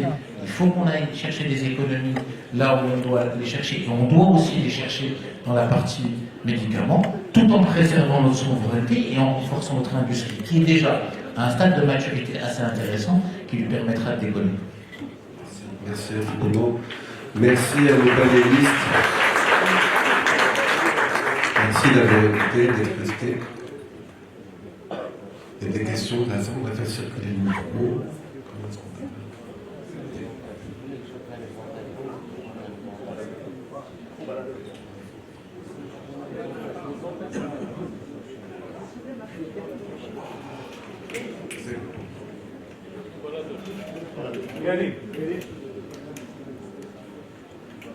Je vais vous confier le micro, puis vous le partagerez avec vos camarades. Merci. Je me présente Abdou Jahidi, donc chef d'entreprise, donc je m'adresse à Sénobrique. Déjà, je suis à jour mes cotisations CNSS pour éviter un contrôle de mandat, donc c'est déjà une bonne chose. Tu peux me donner le nom de ton entreprise, je vais Et donc, pour aller vraiment, enfin, ça n'a rien d'exceptionnel ce que je vais proposer, mais je dirais que c'est réalisable très rapidement. On parle de pérennité du système CNSS, mais parfois on trouve certaines aberrations qui pourraient être, je dirais, réglées très rapidement. Pourquoi, par exemple, quand on a une ordonnance, on ne reçoit pas exactement la dose dans un sachet du pharmacien de ce qu'il nous faut? Ça, c'est un premier point. Et beaucoup de pays le font, et je pense que, comme a dit M. le ministre, c'est quand même 30% des dépenses. Je pense que si on pouvait réaliser peut-être 25-30% sur ces 30%, c'est déjà important. Un autre point qui est complètement aberrant, c'est certains labos, pour ne pas les citer, par exemple, produisent des boîtes de médicaments de 28 comprimés. Et donc, quand on a un traitement pour un mois, il faut en acheter 2. Et parfois, c'est des médicaments qui coûtent 700 dirhams, 800, 1000 dirhams. C'est quand même important. Donc, je pense que le lobbyisme, contrairement à d'autres pays étrangers, le lobbyisme des laboratoires pharmaceutiques est beaucoup moins présent ici au Maroc. Et c'est là où je reviens un petit peu à la souveraineté. Et je pense que la CNSS pourrait quand même imposer certaines règles à des labos. En termes de packaging, d'accord? Par exemple, qu'une boîte de 28 comprimés serait totalement interdite ou tout simplement non remboursée par la CNSS. Donc ce sont des petits détails peut-être qu'on peut réaliser assez rapidement, d'accord? Et comme on dit, il faut bien commencer quelque part. Maintenant, il est certain qu'il y a un tas d'autres choses à faire, mais il y a des petites actions qui pourraient quand même permettre la réalisation d'économies qui seraient appréciables. Merci. Merci. Alors, je peux prendre la parole, s'il vous plaît?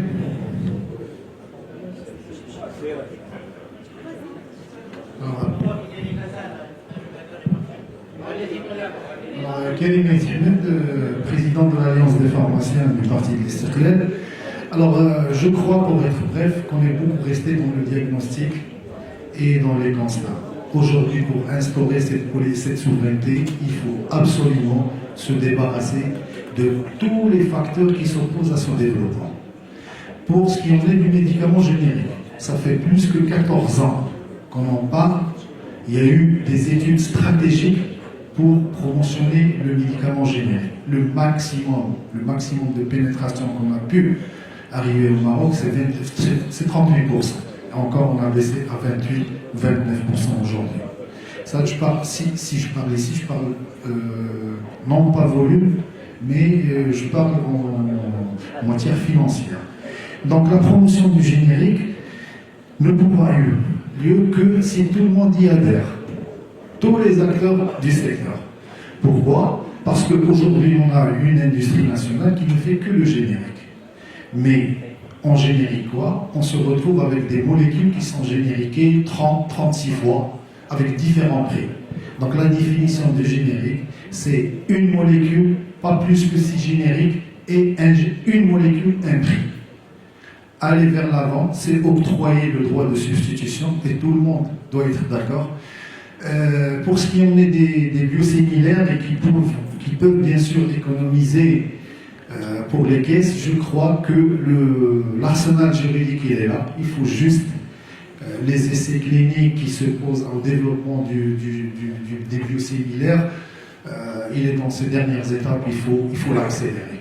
Les essais cliniques, les CRO, c'est un grand business. La Jordanie en fait plus que 2 milliards de dollars annuellement, on peut en faire plus. Mais le problème aujourd'hui, pour la promotion des génériques, on a beaucoup parlé de la bioéquivalence, on a fait sortir, la loi il est là, mais lorsqu'on a autorisé, on a encore monopolisé ces centres de bioéquivalence. Aujourd'hui, il n'y en a que 2, un qui a été autorisé après juste la publication de la loi, et un deuxième, et on est resté juste dans le public ou le semi-public. Donc, pour ce qui en est de l'export, aujourd'hui, le chiffre que je retiens, M. le ministre, il peut le corriger bien sûr, c'est 1,6 milliard de dirhams. Pourquoi? Parce que on a tellement cerné ce secteur-là avec des normes qui sont très élevées que c'est retourné contre nous. Aujourd'hui, Bon, on a cerné un certain moment pour bloquer l'arrivée des autres. Aujourd'hui, le résultat, c'est quoi? C'est que les Indiens sont ici avec leurs unités, les Égyptiens, les Jordaniens et aussi les Chinois, bon, un peu de tout. Donc, ces normes d'enregistrement, ma question aujourd'hui, est-ce que vraiment on a besoin ici au Maroc, pour instaurer cette souveraineté, on a besoin d'être aux normes, soi-disant européennes? Non, je crois que non. On a besoin d'une qualité obligatoire dans le médicament et dans les produits de santé. Donc l'export aujourd'hui passe par des plateformes européennes. On n'exporte que dans les pays dont les normes d'enregistrement ne sont pas très élevées. L'Afrique, si on parle d'Afrique, on n'exporte pas. On n'exporte pas dans les pays dont les volumes sont élevés. On n'exporte pas dans l'Afrique. Les volumes élevés, c'est l'Afrique du Sud, le Nigeria, le Soudan, l'Égypte, l'Éthiopie même. Et c'est très facile, je crois. Si Mélie il a parlé de l'investissement et que l'industrie peut, oui, exactement. Pourquoi on n'investit pas dans les normes? Aujourd'hui, pour aller vers le Nigeria, il suffit de certifier NAFDAC. Pour aller dans les pays de Golfe, il faut certifier GC. C'est question de où vont ces investissements. Donc voilà, ça c'est pour l'export. Aujourd'hui, il y a 3 axes essentiels qui nécessitent une intervention urgente. Premier axe, le prix du médicament, oui, il y a des aberrations. Le prix du Maroc, il est réglementé au Maroc. Le prix du médicament, la tranche 1 et la tranche 2, je crois qu'il n'y a pas de problème. Le problème aujourd'hui qui se pose, c'est la tranche 3 et 4, et qui crée bien sûr un déséquilibre financier chez les caisses. Bon, ces aberrations, je ne vais pas en parler exactement pour tout le monde. Après 2011, tous les citoyens peuvent consulter les résultats parce qu'aujourd'hui, les maîtres d'ouvrage doivent bien sûr publier les résultats des appels d'offres. Tout le monde peut consulter les prix avec quoi achète le ministère de la Santé, les prix des PPV. Mais c'est une aberration inacceptable. Mais ici, il faut juste qu'on cadre ce débat. Le problème des prix de médicaments, c'est la tranche 4, et la tranche 3 et la tranche 4. Bon, la tranche 1 et la tranche 2, bien sûr, c'est le décret, il a reflété négativement, et là, bien sûr, je suis très d'accord avec les intervenants, lorsqu'il n'y a plus d'intérêt financier, c'est bien sûr, certains produits, mais ça reste toujours, bon, si on parle aujourd'hui de certains médicaments que le prix est très élevé, c'est toujours relatif, parce qu'aujourd'hui la nomenclature marocaine compte plus que 7000 médicaments enregistrés. Et l'autre axe, c'est les achats publics. Aujourd'hui, il n'y a qu'une seule administration, c'est une division au niveau du ministère de la Santé, aujourd'hui c'est une direction, mais qui s'occupe de l'achat, la distribution et le stockage. Pour alimenter tout le Maroc par une seule direction, c'est très compliqué. Surtout que les achats du ministère de la Santé qui comptent plus que 4,8. Ça, c'est le ministère 4,8 milliards de dirhams. Aujourd'hui, ces achats pour ces produits stratégiques, parce que le médicament et les produits de santé, c'est pas un produit comme les autres produits industriels. C'est un produit stratégique qui va jusqu'à la sécurité d'un pays. Donc, ils ne peuvent plus passer par des appels d'offres qui prennent beaucoup de temps, 6 mois, et s'il y a l'acte d'avoir un vice de... Bon, le troisième axe, c'est la rupture des médicaments.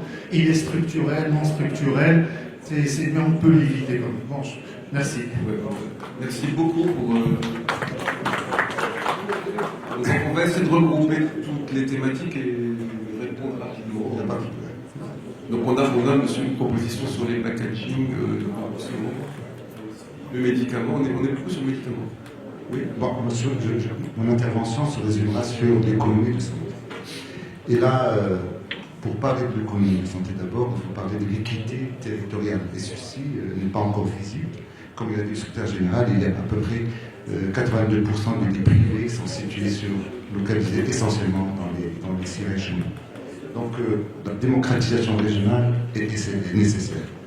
Il y a aussi un point que j'ai jamais compris, pourquoi on ne veut pas faire sortir de cette carte sanitaire.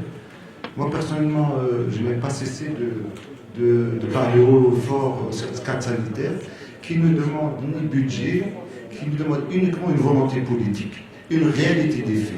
Et sans cadre sanitaire, on ne peut pas instaurer une démocratisation régionale. Donc la carte sanitaire est nécessaire. Aujourd'hui, est-ce qu'avec cette généralisation de l'assurance maladie obligatoire, est-ce qu'il y a un impact sur la participation des ménages? Eh bien non. Il y a toujours plus de 50% de la participation des ménages dans le système de santé. Et ceci pour cause. Au moment où on a avec nous le directeur général de la CDC, c'est que la tarification nationale de référence est une tarification nationale caduque qui date depuis 2006, qui devait être révisée en 2009. Et ceci ne peut pas s'adapter avec des soins de qualité, avec une tarification de 2006, et on est en 2024. Et on ne peut pas, en 2025, et on ne peut pas imposer aussi au système de santé privé de satisfaire avec les moyens donnés forfaitaires par la CDC et par la CNOPS. Et il est temps aujourd'hui, il n'y a même pas une visibilité qu'effectivement il y a une volonté de changer la tarification nationale. Il n'y a même pas cet espoir de volonté. Donc 2 points, la carte sanitaire est essentielle et la tarification nationale de référence est essentielle pour nous. Le 3e point, et je terminerai par ce point qui est important, c'est que aujourd'hui, on ne peut pas développer le secteur public qui est essentiel. Parce que le secteur public doit être l'équilibre du secteur privé. Et la concurrence ne peut se faire qu'entre le secteur public et le secteur privé, et non pas une concurrence entre le secteur privé en lui-même. Et pour ceci, il faut se doter de tous les moyens pour faire sauver le secteur public qui est nécessaire. Il en est de même pour le secteur public de l'éducation. Mais aujourd'hui, l'État doit faire attention à la destruction du secteur public parce que ça pourra nuire essentiellement à la rentabilité, à la concurrence et laisser le secteur privé dans une situation telle d'être le maître du jeu dans le système d'imposition de leur vision. Et je termine par un dernier point aussi que j'estime que c'est important.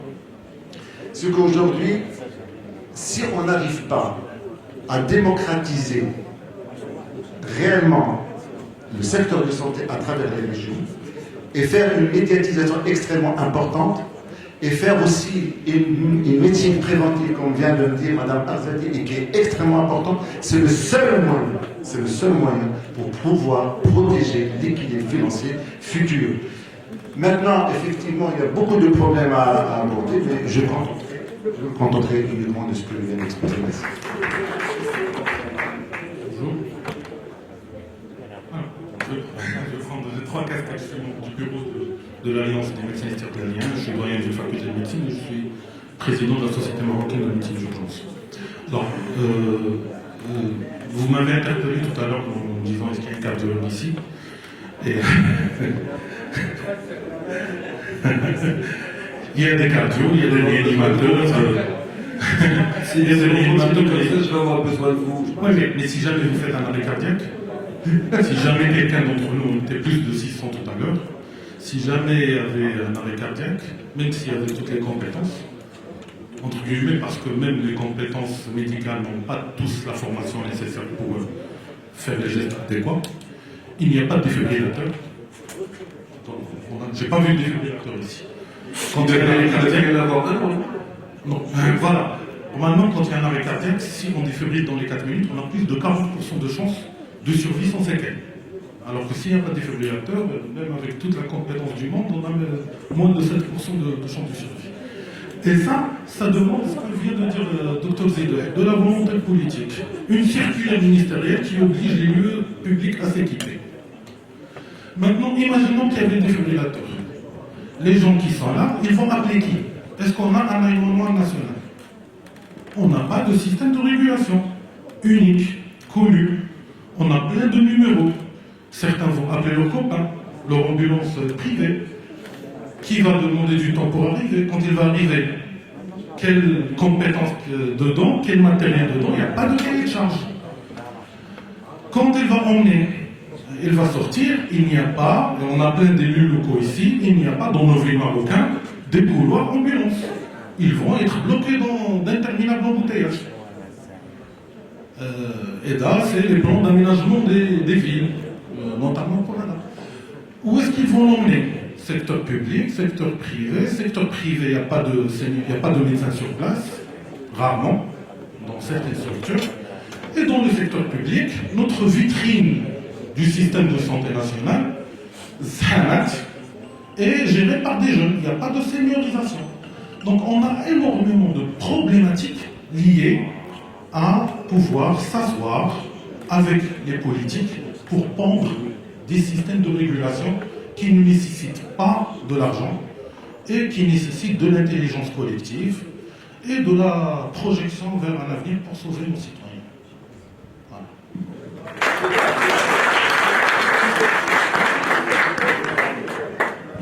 Dernière question.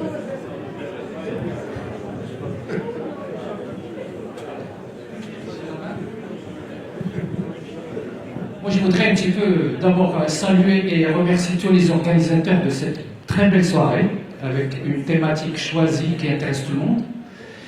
Et je voudrais inverser un petit peu la balance et dire que le secteur de santé et l'économie de santé, on l'aperçoit toujours comme un gouffre, comme une surcharge, comme un fardeau. C'est le contraire. C'est un levier de développement. C'est un levier de développement qui doit accompagner le développement économique de notre pays. Et je dirais facilement que juste un ouvrier bien soigné est un ouvrier qui travaille très bien dans son milieu. De réduction de l'absentéisme, réduction de dépenses maladies liées aux médecins de travail, l'état mental de l'ouvrier dans son milieu intéresse également. Donc, pour vous dire que c'est un levier de développement et on doit le voir comme ça. Sa Majesté a bien voulu, et grâce à Sa Majesté, on est sur un plan de développement social dans notre pays qui a été mis par le gouvernement et dont la gestion au quotidien a été confiée, entre autres, à un organisme super qui est la Caisse nationale de sécurité sociale, où il y a des hommes et des femmes qui ont prouvé, qui ont montré leur efficacité depuis des années. Donc, nous avons cette chance d'avoir cet organisme qui est en train de faire une grande gestion. C'est la grande gestion. Sans lui, est-ce qu'on aurait pu avancer très rapidement? Nous sommes en train de très rapidement. Nous sommes en train d'apprendre. Nous sommes en train d'apprendre des expériences qui ont eu lieu. Et donc, pour arriver à la soutenabilité de finances de ce projet, de fameux projet, effectivement, il intéresse et il préoccupe tout le monde. Je fais juste un petit rappel qu'hier, on avait réunion à la Commission des finances à la Chambre des députés avec Madame la ministre des Finances et Monsieur le directeur général. Et je vous dis que tout le monde s'intéresse et tout le monde est préoccupé par la soutenabilité de cette finance. Donc, d'où certains éléments ont été... on en avait discuté dans la première table. Je vais juste rapidement esquisser certaines idées et je dirais, entre autres, parmi les postes budgétisés, on l'a tous dit, la pharmacie. Je prends un exemple. Des soins de santé dans des hôpitaux et également dans un hôpital privé, dans une clinique privée, c'est à peu près 35% des soins partent à la pharmacie du spécialité quoi et autre chose. Et si vous décortiquez ce 35%, nous l'apprenons et la mettons sur le dos que du secteur privé. Alors que également, ça rentre dans la facture de l'hôpital et du public. Donc essayez de corriger s'il vous plaît. Ne dites plus que le secteur privé absorbe le pourcentage qu'on nous avance. Il en absorbe moins. Alors, juste un taux de rectification aux économistes qui sont avec nous. Je passerai également la gouvernance. Tout le monde a bien insisté, moi aussi j'insiste également sur la gouvernance, et on a beaucoup à apprendre du secteur public, et on a beaucoup à apprendre du secteur privé. La gouvernance. Un exemple, un réanimateur dans un bloc opératoire qui est loin de la gouvernance et qui se fout de l'économie de santé. Ben écoutez, il peut utiliser une sonde et il rate son diagnostic, il reprend la deuxième, il reprend la troisième. et les indications également de la pharmacie. Est-ce qu'il prend un générique? Est-ce qu'il prescrit? Donc, je veux dire que la gouvernance, il faudrait que l'État mette en place des écoles de formation de management hospitalier, où on apprend aux gens à mieux gouverner, que ce soit aux hôpitaux, que ce soit au secteur public. Et on y gagnera beaucoup d'argent. La prévention, j'avais l'impression qu'on est passé très rapidement à la prévention tout à l'heure en arrêtant le docteur Ursula Xali. Elle était en train de nous donner de grands chiffres. Et j'étais pas satisfait de l'avoir arrêtée tout à l'heure. Elle est très forte. Elle a beaucoup à nous dire. Moi, je dirais une chose, un exemple. Un exemple très loin de ce que vous pensez. C'est l'effet de le surpoids et de la nutrition. Il y a le ronflement qui suit après. Et le ronflement, pourvoyeur de maladies d'apnée sommeil. Qui dit maladie d'apnée sommeil, c'est beaucoup d'accidents de route. Et vous avez des accidents de route qu'on aurait pu éviter en même temps que de bonnes routes. Et on aurait fait gagner beaucoup de sous à notre système. Donc ça, c'est le côté préventif qui est loin, également au niveau des maladies chroniques, cardiovasculaires, le diabète, l'hypertension, et qui engendrent beaucoup de dépenses. Je viendrai à la dernière, et puis je suis presque à la fin de mon intervention. Je trouve le retour alors je vais continuer quand même. Alors c'est les comportements, les bons comportements médicaux des citoyens. Les bons comportements, c'est, ça aussi ça rentre dans la prévention, c'est faire du sport, faire du management, faire du sport pour éviter un certain nombre de maladies, ne pas prendre du sucre de façon aberrante, ne pas prendre. Donc, ce sont des comportements de la société qui pourraient nous éviter beaucoup de dépenses. Et à la fin, je propose comme conclusion à cette journée, quand même l'intervention de notre secrétaire général a été brillante, n'a pas été mise en discussion, enfin, on ne l'a pas discuté. Je pense qu'il n'y avait rien à discuter, parce que brillamment, écoutez, je ne sais pas parce que c'est notre secrétaire général, mais Tabarakallah alayh, au futur Premier ministre, Inch'Allah, il a su quand même faire l'analogie et faire une vue générale du problème. Et donc, je propose qu'on la prenne comme conclusion à notre séminaire, à notre soirée. Et merci beaucoup. Alors, merci.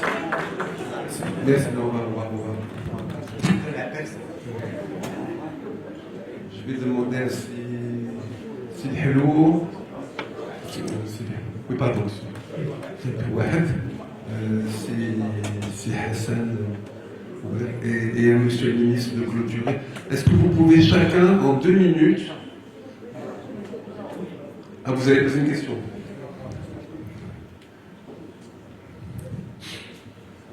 Merci. Écoutez, moi je vais poser des questions rapidement. En fait, il y a un petit problème. C'est un problème d'éthique. Certains vont se moquer de moi parce que je parle d'éthique. Mais en fait, quand on dit que le Maroc a fait tous ces efforts pour que les Marocains vivent plus longtemps, et ils arrivent à 70 ans, on leur dit bon, maintenant c'est pas important, on n'a pas besoin de vous faire, de vous traiter correctement, parce que de toute façon vous allez mourir bientôt. Moi je trouve que c'est un peu. Et je pense qu'il est difficile de dire ça, et j'ai entendu 2 fois aujourd'hui. Ça se dit. La deuxième chose, également, qui est un peu éthique, c'est que comment expliquer qu'il y a quelques années, il y a 25 ans, il y avait 80% de producteurs de médicaments, et maintenant il n'y a plus que, vous avez dit, 50, 47%.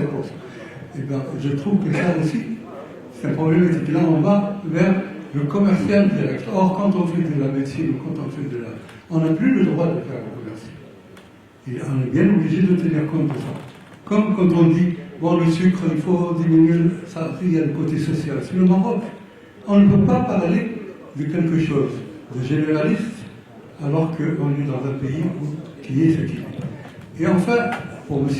Zahir, je voudrais quand même poser une question. Moi, je n'ai jamais entendu parler de moins de 3 ans, les décès moins de 3 ans étaient les plus nombreux et étaient dus aux angines, donc au rhumatisme articulaire aigu et donc par conséquent au streptocoque méta-hémolytique de type A. Or, il est bien connu que jusqu'à l'âge de 5 ans, on a des angines, ça ne pose pas de problème. Alors, moi je ne comprends pas. Je voudrais savoir comment vous avez appelé ce genre de... Et merci.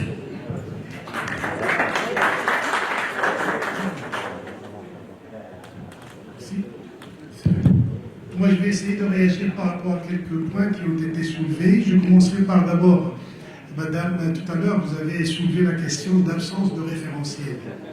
Et là, je crois qu'il y a, vous pouvez imaginer tout ce que vous voulez comme référentiel qui existe aujourd'hui. Il y a le référentiel de médicaments, le GMR, le guide des médicaments remboursables, qui est aujourd'hui la référence sur le remboursement du médicament. Je peux me permettre sur la nécessité d'avoir des référentiels. Ils sont là. Les référentiels médicaux, ils sont là. Les protocoles thérapeutiques, ils sont là, ils sont sur les sites, ils sont utilisés par les organismes gestionnaires. Effectivement, il ne faut pas qu'ils soient au niveau de site, en fait. On arrive à les mettre à disposition en temps réel. Vous avez tout à fait raison, mais ils sont accessibles aux citoyens, accessibles pour les professionnels et les prestataires de soins. Ils sont utilisés aujourd'hui comme référence pour la base de remboursement. Je termine avec cette question. Deuxième réaction par rapport aux médicaments génériques. Le générique, je crois que ça m'a aujourd'hui, le générique existe. Le pourcentage de générique dans le GMR, le guide des médicaments remboursables, représente 67%. Et ce que c'est très important de le connaître, c'est que le remboursement aujourd'hui se fait sur la base du médicament générique le plus cher, c'est-à-dire le plus proche du princeps. Et là, deux questions se posent. Est-ce que c'est bénéfique pour les citoyens? Je dirais non. Parce qu'on achète le médicament princeps, mais lorsqu'on est remboursé sur la base du médicament générique le plus proche du prix PPV. Et là, c'est une question qu'il faut creuser, il faut aller chercher des pistes pour rapprocher et diminuer cette marge entre générique et médicament princeps. La problématique qui se pose aujourd'hui, et je lance un appel à nos amis industriels, c'est-à-dire la révision des prix aujourd'hui, avec une progressivité, une approche progressive, mais aussi citoyenne. Là, on est vraiment très surpris par rapport au prix de certains médicaments. Pour Adine, je vais ouvrir une parenthèse parce que c'est très important de le mentionner. Des médicaments aujourd'hui qui sont vendus à 50 000 dirhams la dose, mais ils sont vendus en Inde et dans d'autres pays, le Bangladesh, à 800 dirhams. Il y a même aujourd'hui des associations qui travaillent et des réseaux qui se sont formés pour ramener le médicament, pour faire profiter le citoyen d'une médication moins chère. Donc comment faire pour ramener ces prix à des prix raisonnables? Comment réguler cette question du médicament-là? C'est des décisions qu'il faut prendre, je dirais, à un certain niveau. Il faut revoir la réglementation. Il faut qu'il y ait quand même des efforts à fournir de la part de nos amis industriels. Le générique, je vais vous donner quand même quelque chose de très important. Une étude a été réalisée sur le potentiel généricable au Maroc. C'est-à-dire combien de génériques existent ailleurs et n'existent pas au Maroc. Sur 1000 échantillons, 120 médicaments génériques en France, mais les laboratoires ont refusé de les fabriquer, de les mettre à la disposition des Marocains. Ça, c'est un problème. Ça, c'est une question à poser à nos amis industriels qui devront faire un effort important pour pouvoir rendre disponibles ces médicaments génériques au Maroc, parce que ça va faire profiter et l'assurance maladie, mais aussi ça va impacter très positivement les caisses d'assurance maladie. Voilà. Donc c'était une question auquel j'ai réagi. Merci.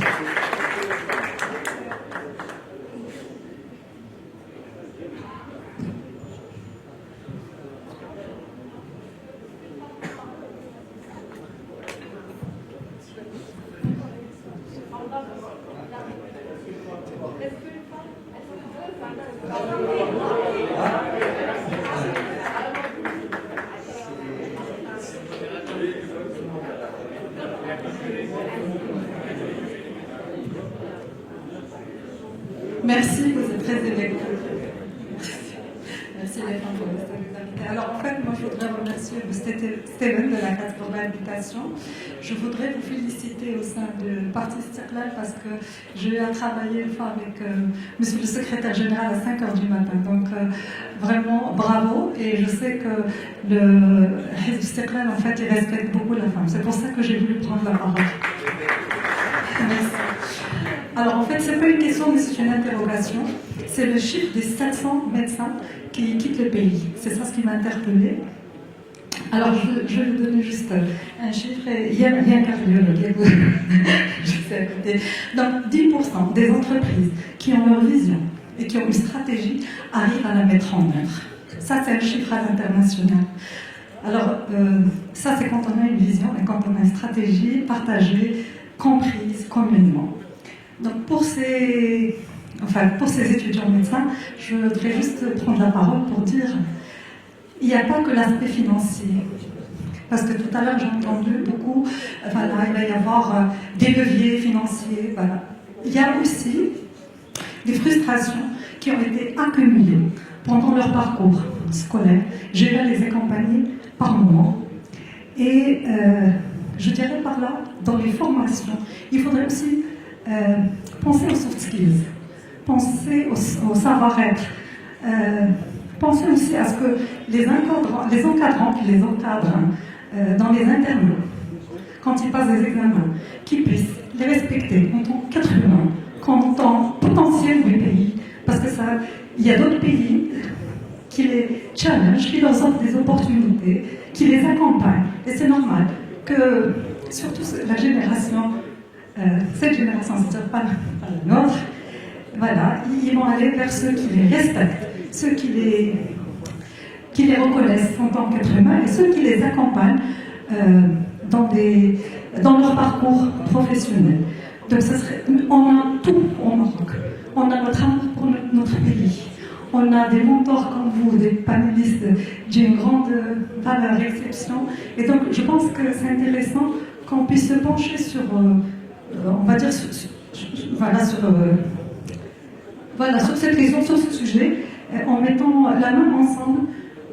Au niveau de la formation, s'il vous plaît, parlez si j'ai une demande, c'est parler aussi des formations soft skills, et pas uniquement que le technique. Et aussi, le médecin, c'est un être humain. Il a beaucoup de compétences, mais il a aussi des axes de progrès. Comme tout être humain, nous sommes tous des humains, et on peut tous avancer et cheminer. J'ai parlé de mon cœur parce que j'ai pris le pays, et merci beaucoup de m'avoir écouté.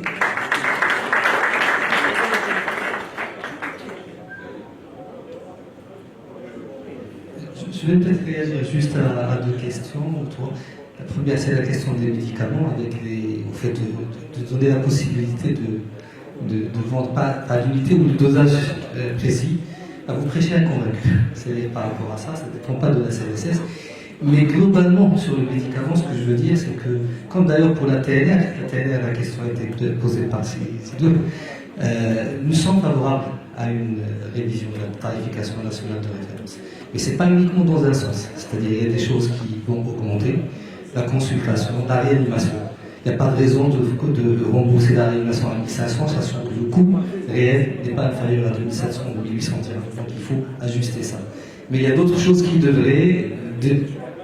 Il y a des cas aussi opératoires. Après, il y a des choses qui devraient aussi baisser.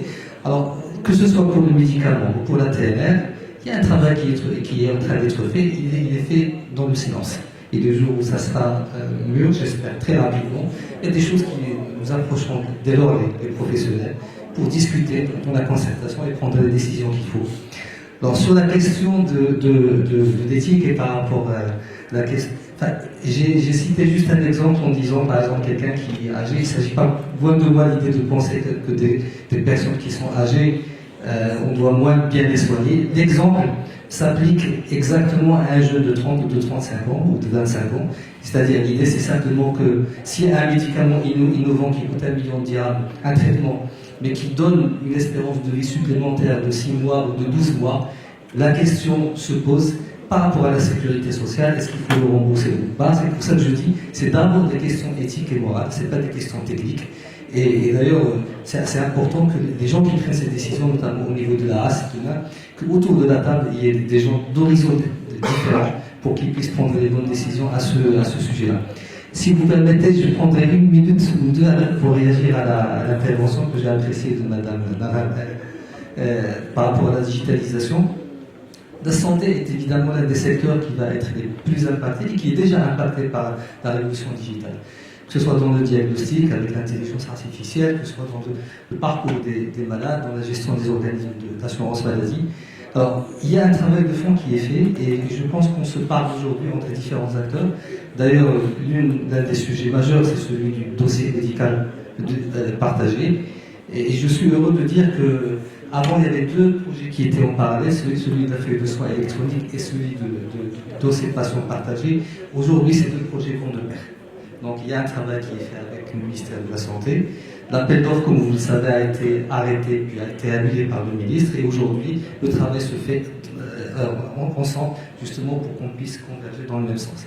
Alors, j'ai aussi apprécié ce que vous avez dit sur la transformation digitale et non pas la digitalisation.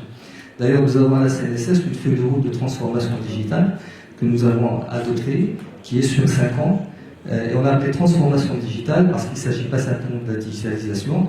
Avec un budget conséquent, c'est à peu près 1,2 milliard de dirhams, donc c'est assez important. Et qui définit à peu près 48 cas d'usage, des use cases, dont une partie concerne la digitalisation des services, effectivement.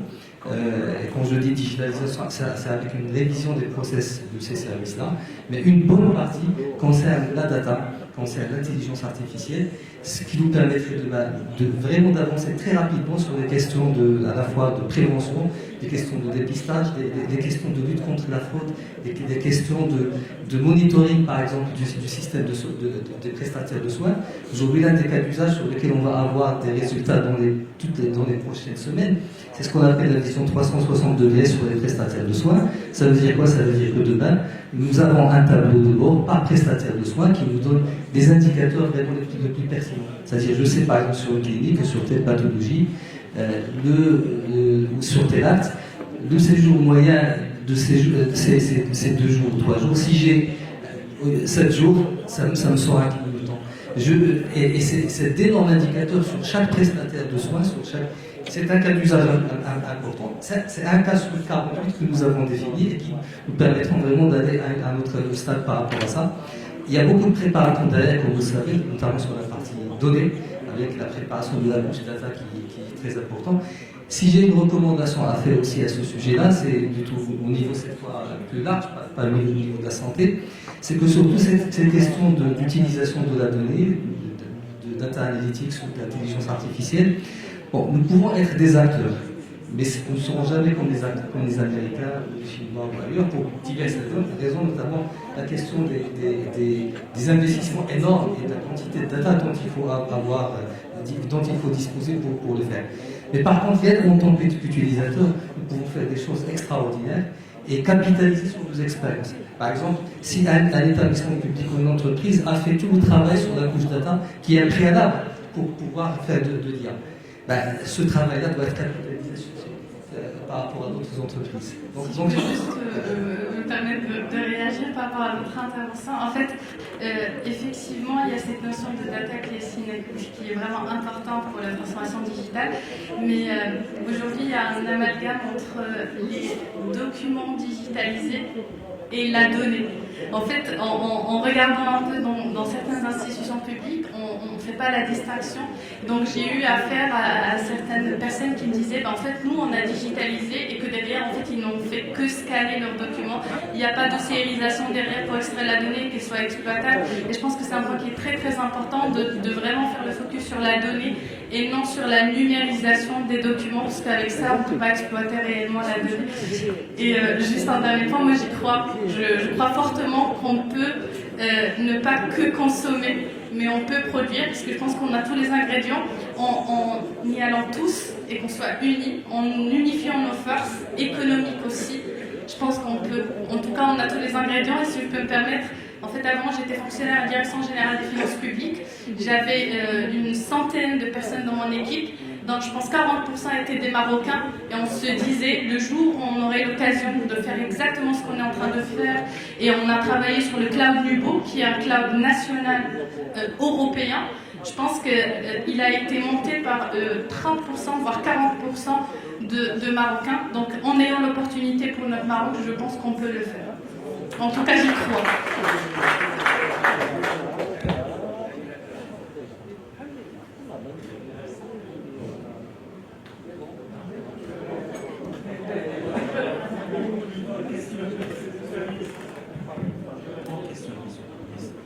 Alors, ce ministre sait mieux que moi que les infections respiratoires chez les enfants inférieurs à 3 ans, généralement, on ne sait pas est-ce que c'est viral ou bactérien.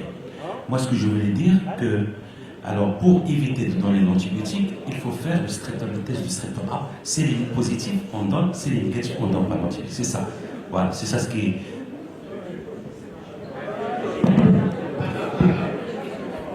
Alors,